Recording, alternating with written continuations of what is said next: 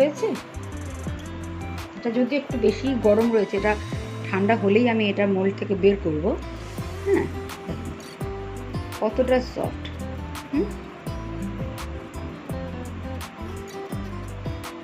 এটা যখন কাট হবে তখন বোঝা যাবে যে এটার লেয়ারগুলো কতটা সুন্দর হয়েছে।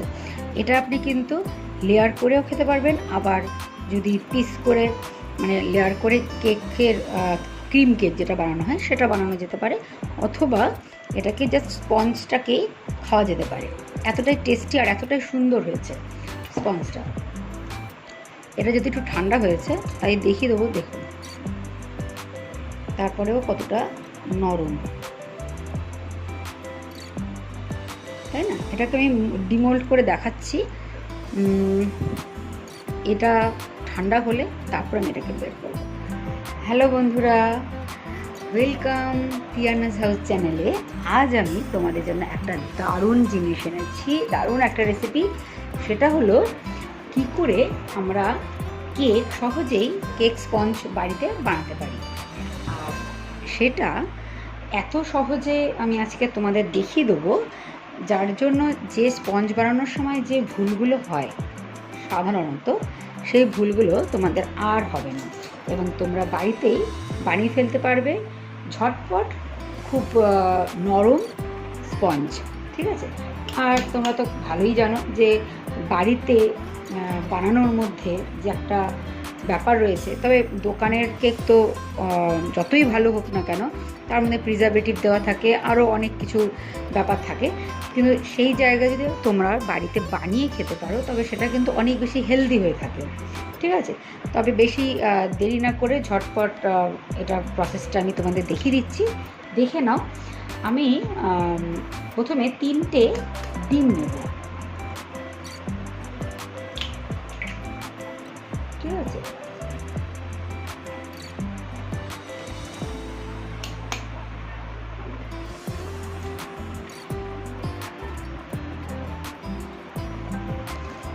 দেখো আমি এক এক করে ভেঙে 3টে ডিম নিচ্ছি।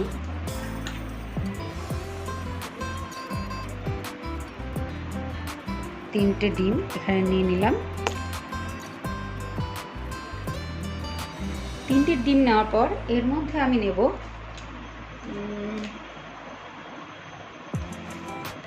Half teaspoon vanilla essence. ঠিক আছে? ডিমের মধ্যেই সবসময় ভ্যানিলা এসেন্সটা দিয়ে নিয়ে নেওয়ার চেষ্টা করবেন। ঠিক আছে? Half teaspoon vanilla essence. Next আমি 1/3 কাপ অয়েল। তোমরা এক্ষেত্রে অয়েলও নিতে পারো, বাটারও নিতে পারো। আমি অয়েল দিয়েই বানাচ্ছি।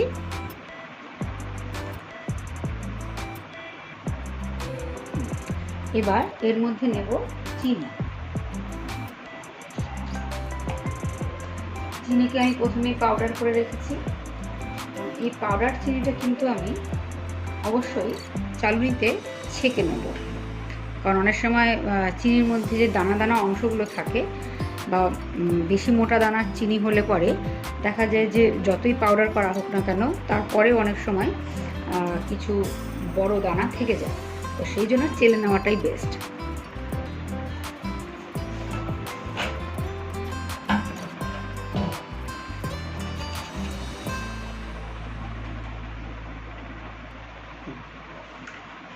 এক কাপ, আরও হাফ কাপ চিনি নিচ্ছি, তাহলে মোট আমি 1.5 কাপ চিনি নিলাম।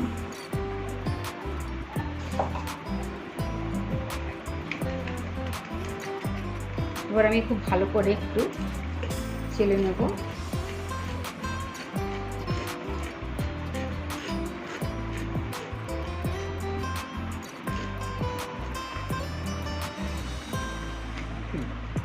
চিনিটা চালনিতে ছেঁকে নিলাম। এবার আমি এটিকে আমার মিক্স করে নেব।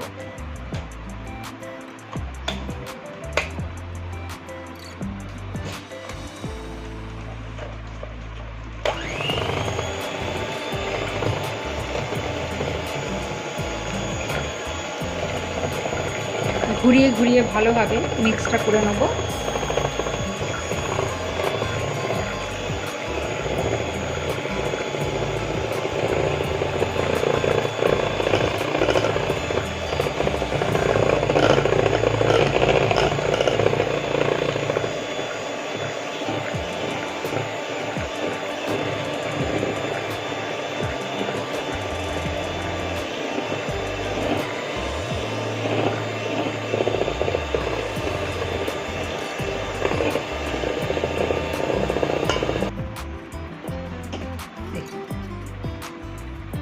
এমন থিকনেসটা আসবে।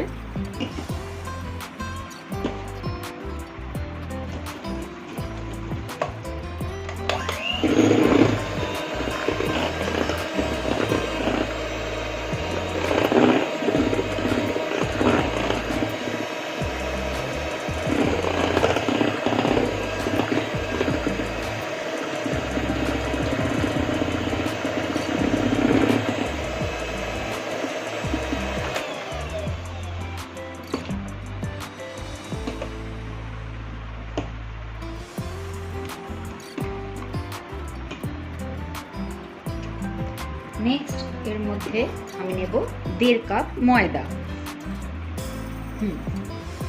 1.5 কাপ ময়দাও আবারও চালনিতে চেলে নেব।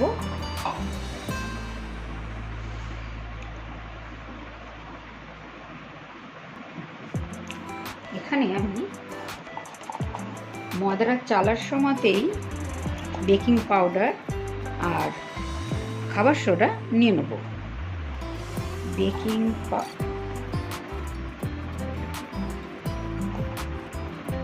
বেকিং পাউডার একদম 1 স্পুন, 1 টেবিল স্পুন,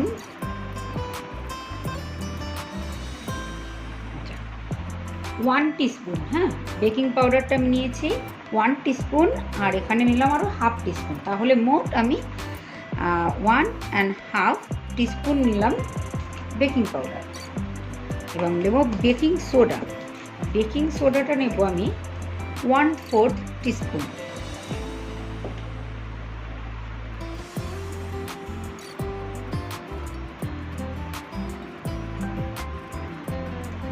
এবার সবটা ড্রাই ইনগ্রিডিয়েন্টস যেগুলো রয়েছে সেগুলোকে চেলে নেব। এবার ধীরে ধীরে এটা ফোল্ড করে নেব।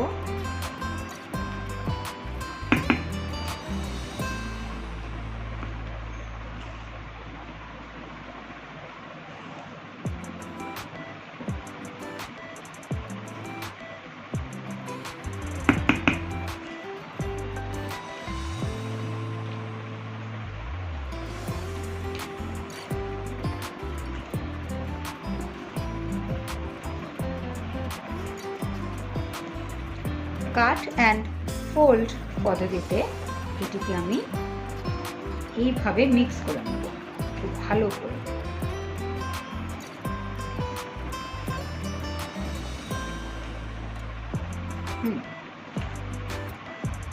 এরকমই নতুন নতুন রেসিপি দেখতে হলে আমার চ্যানেলটিকে সাবস্ক্রাইব করে রাখুন, এবং এই রেসিপিটা প্রত্যেকেই কিন্তু অবশ্যই বাড়িতে ট্রাই করুন। কেমন হলো আমাকে কমেন্টে জানাবেন। আমার ভিডিওটি ভালো লাগলে অবশ্যই লাইক করবেন এবং শেয়ার করবেন। আপনারা ফ্রিতে কিন্তু এখানে কেক মেকিংটা শিখতে পারবেন।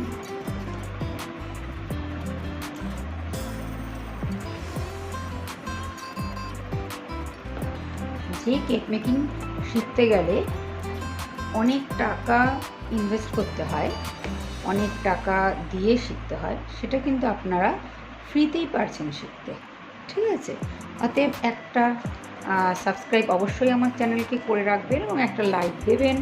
আপনার প্রত্যেকটা লাইক কিন্তু অনেক বেশি গুরুত্বপূর্ণ আমার চ্যানেলের জন্য।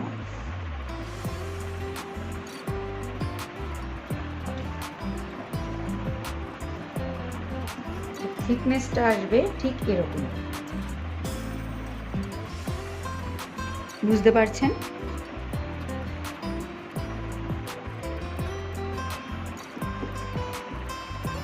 আমি কিন্তু এই ব্যাটারটা দিয়ে 2 রকম কেক বানাবো, একটা চকলেট কেক আর একটা ভ্যানিলা স্পঞ্জ কেক।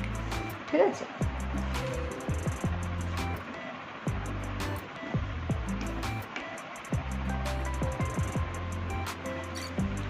ওকে, ব্যাটারটা তো রেডি। আচ্ছা, আমি 2টো টিনে অয়েল গ্রিস করে রেখেছি আগে থেকেই, আর ওভেনকে আমি গরম হতে বসিয়ে দিয়েছি। আমি কড়াইতেই করব কেকটা, বসিয়ে দিয়েছি সেটা গরম হতে পাত্রটা। এবার আমি জাস্ট এর মধ্যে ঢেলে নেব।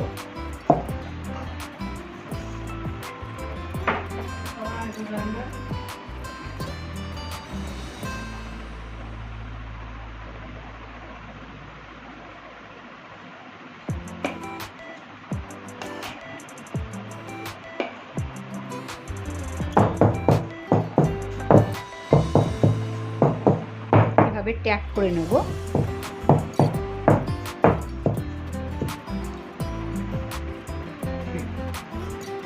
আমি যেহেতু এই ব্যাটার দিয়েই একটা চকলেট কেক আর একটা ভ্যানিলা কেক বানাবো আগেই বলেছি, তো সেহেতু আমি আগে ভ্যানিলা কেকের জন্য কিছুটা ব্যাটার এখানে ঢেলে নিলাম এবং ট্যাপ করে একটু সাইড করে রাখবো। এটির মধ্যে আমি চকলেট কেকটা বানাবো বড় বাটিটাতে। তো এর মধ্যে আমি এবার চকলেট পাউডার মিক্স করব 1 টিস্পুন।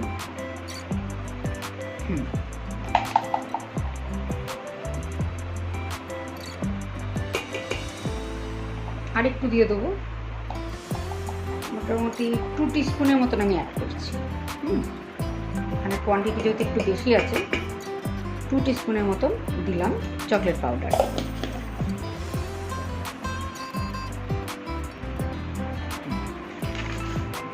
এবার এটিকে মিক্স করে নেব।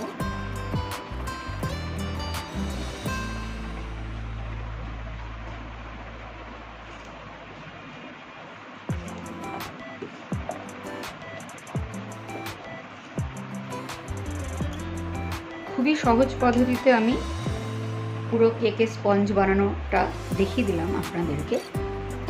আপনারা বাড়িতে বানান এবং যদি কোনো রকম অসুবিধে হয় আমাকে কমেন্টে অবশ্যই জিজ্ঞাসা করতে পারেন, আমি আমার সাধ্য মতন আপনাদের সাহায্য করতে পারবো। ঠিক আছে, এই হলো আমার চকলেট ব্যাটার রেডি। এটা দিয়ে আমি চকলেট স্পঞ্জ বানিয়ে ফেলবো। এবার এই চকলেট ব্যাটারটাও আমি এই পাত্রটিতে ঢেলে নেব।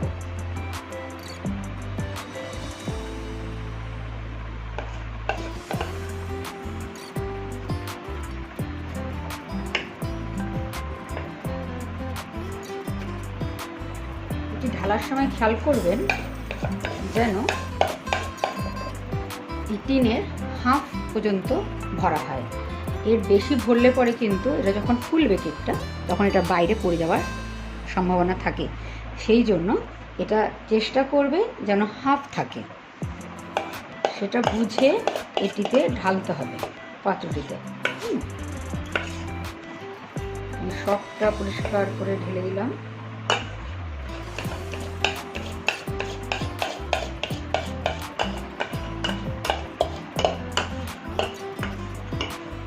কত সুন্দর, কত সহজে একটি মাত্র ব্যাটার দিয়ে দু ধরনের কেক তৈরি হয়ে যাচ্ছে। একসাথে অনেক বেশি অর্ডার থাকলে অনেক সময় কেকের আমি এভাবেই বানিয়ে ফেলি।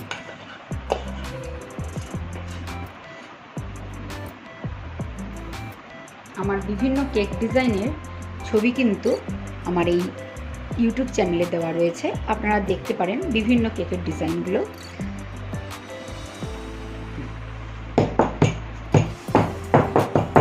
এবার একটু ট্যাপ করে নেব। এই যে বাবলগুলো আসছে দেখতে পাচ্ছেন, এই বাবলগুলো থাকবে না। বাবলগুলো থাকলে কিন্তু কেকটার মধ্যে ফুটো ফুটো মতন হয়ে যায়। আর এই বাবলগুলোকে একদম ট্যাপ করে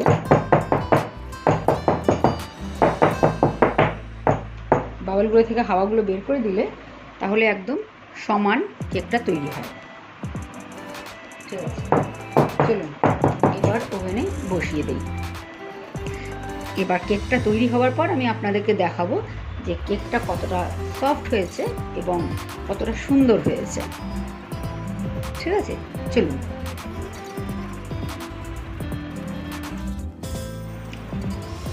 হয়ে গেছে আমার ভ্যানিলা কেক স্পঞ্জ। দেখেছো কতটা সুন্দর হয়েছে আর একদম সমান। একটা পিন দিয়ে এভাবে দেখে নেব, যদি এর মধ্যে না লেগে থাকে তার মানে এটা পুরোপুরি ভেতর থেকে তৈরি হয়ে গেছে। যেহেতু এটা অত্যন্ত গরম এই মুহূর্তে, তো সেই জন্য এটাকে আগে ঠান্ডা হতে দেবো। ঠান্ডা হলে তবেই এটাকে কিন্তু আমি এই মোল্ড থেকে বের করব।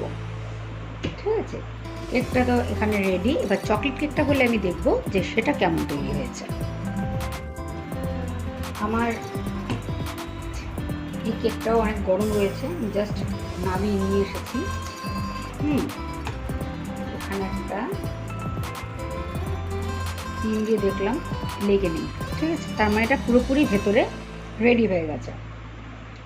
এভাবেই আমি একটা ভ্যানিলা স্পঞ্জ আর এটা ঠান্ডা হয়ে গেছে, এটা যেহেতু আগে নামিয়েছিলাম তাই ভ্যানিলা স্পঞ্জ আর এই চকলেট স্পঞ্জটা আমার রেডি।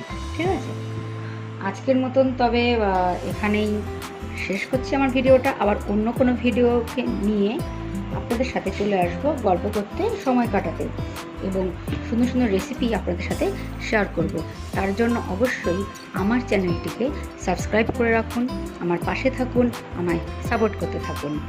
ঠিক আছে, দেখেছেন কতটা সফট, দেখুন কতটা সফট।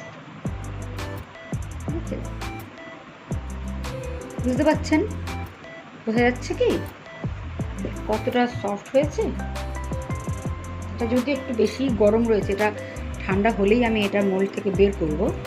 হ্যাঁ, দেখুন কতটা সফট।